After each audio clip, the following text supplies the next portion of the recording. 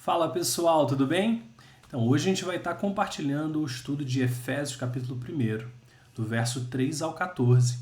E é um texto maravilhoso da Palavra de Deus. Creio que você vai ser abençoado. Não deixe de participar também dos demais vídeos dessa série, porque eles são para te inspirar. Então a gente começa com a leitura desse texto. Bendito seja Deus e Pai de nosso Senhor Jesus Cristo, que nos abençoou com todas as bênçãos espirituais nas regiões celestiais em Cristo. Algo que a gente começa a perceber na leitura desse texto é que a palavra Cristo, ela se repete. Cristo, aqui nesse primeiro capítulo, ele está com foco total nele.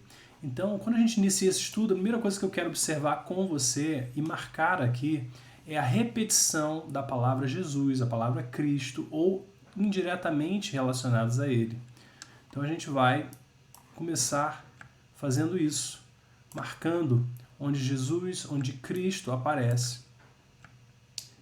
Dessa forma, a gente começa a observar que realmente ele é o tema central desse primeiro capítulo de Efésios. Então nele temos a redenção, mistério que ele estabeleceu em Cristo, de fazer convergir em Cristo todas as coisas. Nele nós fomos escolhidos. Aqueles que esperam em Cristo, nele quando vocês ouviram. Você vê que todos esses textos remetem a Cristo. Mas não apenas isso, mas no versículo 10, no centro desse texto, a gente observa que Cristo é colocado exatamente no centro de todas as coisas. O mistério da vontade de Deus, que era de fazer convergir em Cristo todas as coisas celestiais ou terrenas. Então, quando nós lemos o primeiro capítulo de Efésios, a gente começa a observar justamente isso, que Cristo está no centro de todas as coisas. Quando a gente para por aqui e começa a observar as outras repetições, você vai perceber que existem também algumas coisas que acontecem. A primeira coisa que dá para ser observado é que o propósito de Deus, da sua vontade, é bom. Deixa eu fazer isso aqui de uma outra forma. O bom propósito da sua vontade é repetido. Tanto nesse versículo, também a gente vê aqui no versículo 9, de acordo com o seu bom propósito. A gente vê que é a vontade sendo repetida. Nós também vemos aqui embaixo, segundo o propósito da sua vontade. Então você vê que propósito e vontade começam a ser repetidos também. Mas ele não para isso. Se a gente continuar observando o texto, existem ainda outras repetições. A próxima delas é que Deus nos escolheu e que nós fomos predestinados em Cristo. Escolhidos e predestinados também são repetidos aqui, ó. Escolhidos e predestinados. E finalmente a gente observa ainda uma repetição final, que é quando Paulo começa a dizer que essas coisas aconteceram para o louvor de Deus, para o louvor da sua gloriosa graça. Então aqui nós temos nesse versículo, vemos aqui também o louvor da sua glória. E no último versículo, verso 14, o louvor da sua glória. Tendo essas repetições bem delineadas, bem marcadas, a gente pode agora partir para o texto propriamente dito. Nós começamos agora a procurar links entre os versículos. E muitas vezes isso é feito através de conjunções, palavras, por exemplo, como o próprio porquê, portanto. Todas as cartas do Evangelho, os textos, têm esses links. E isso nos traz relações de causa e efeito. Então, quando nós começamos a ler esse texto, e diz que bendito seja Deus Pai de nosso Senhor Jesus Cristo, que nos abençoou com toda a bênção espiritual na região celestiais em Cristo. E aí ele conecta o versículo 4, dizendo que isso aconteceu porque Deus nos escolheu nele. Então, a primeira relação é feita aqui, né? Então, Deus te abençoou porque te escolheu em Cristo. E aí Paulo começa a fazer uma série de afirmações que se conectam com esse primeiro versículo do texto que estamos estudando. Por exemplo, aqui, que Deus nos escolheu nele.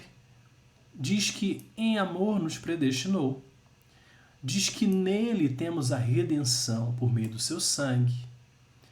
diz que nele, antes disso, diz que nos revelou o mistério da sua vontade, diz que nele fomos escolhidos, diz que nele, quando ouvimos a palavra da verdade, nós fomos selados com o Espírito Santo. Então todas essas afirmações montam para nós uma informação extremamente importante, que é aquilo que está sendo declarado nesse texto. Eu quero começar a fazer agora esse resumo. Nós começamos a observar que em Cristo, vou até aumentar um pouco a letra aqui, em Cristo, nós fomos, primeiro, abençoados com toda sorte de bênção. Segundo, nós fomos escolhidos antes da criação do mundo. Nós fomos predestinados e nós fomos selados com o Espírito Santo.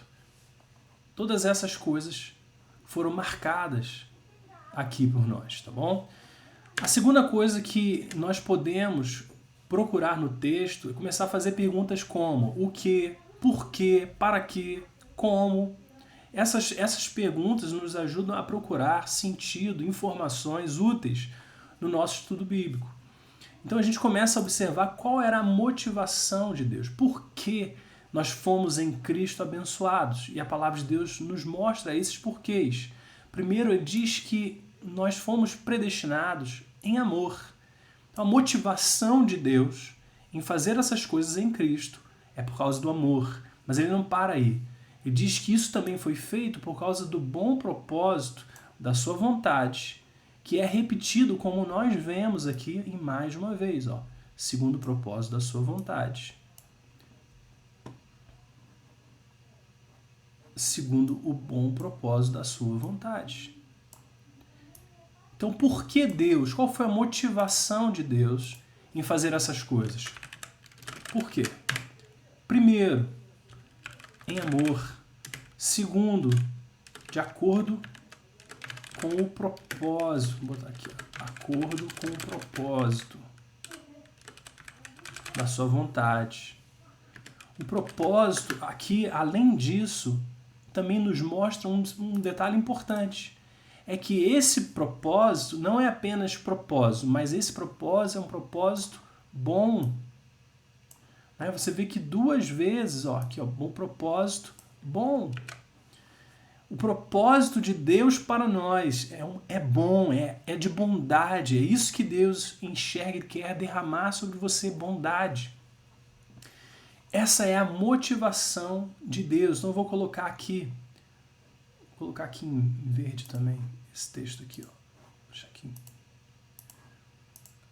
O propósito é bom. Tenha sempre isso em mente. A terceira coisa que nós podemos nos perguntar é para quê? Com qual finalidade Deus fez essas coisas? E a gente encontra essa resposta também no texto. Nós vemos aqui que a razão, a finalidade de Deus ter feito essas coisas, primeiro, é para sermos santos e irrepreensíveis. Segundo, é para que essas coisas sejam para o louvor da sua gloriosa graça. Ou seja, Cristo é exaltado, Deus é louvado por sua graça demonstrada. Também diz que, a fim de que nós sejamos para o louvor da sua glória e, finalmente, para que nós pertençamos a Deus para o louvor da sua glória. Então, para que Deus fez e faz essas coisas em Cristo? Para quê? Então, vamos colocar aqui, para quê? Primeiro, para sermos separados, para que nós sejamos separados. Segundo, qual o segundo motivo? Sua graça ser louvada. Terceiro, a fim de que nós sejamos, para o louvor da sua graça, da sua glória. Nós, para o louvor da glória. A fim de pertencermos a Deus. É a última coisa. Pertencermos a Deus. Esse é o para quê.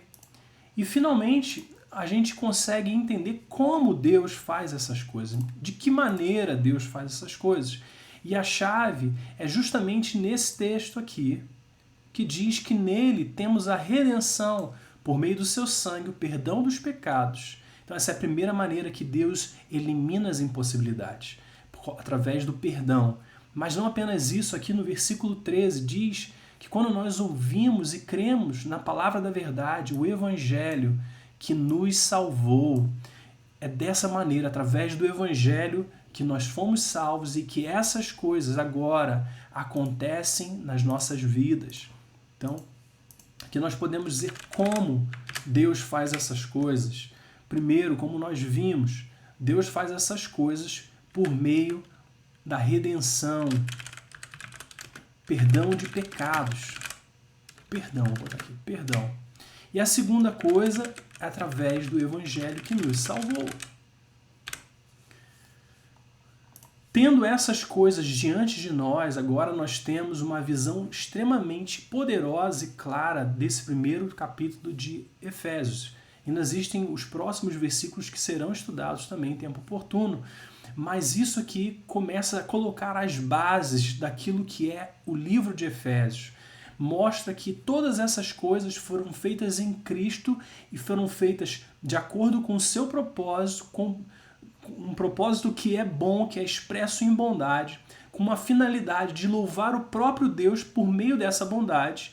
E finalmente isso acontece através do perdão e do Evangelho, da obra que Deus inicia no meio de nós, ao nos fazer nascer de novo. Espero que você tenha sido abençoado com esse estudo e que em breve esteja conosco para participar dos demais. Deus te abençoe.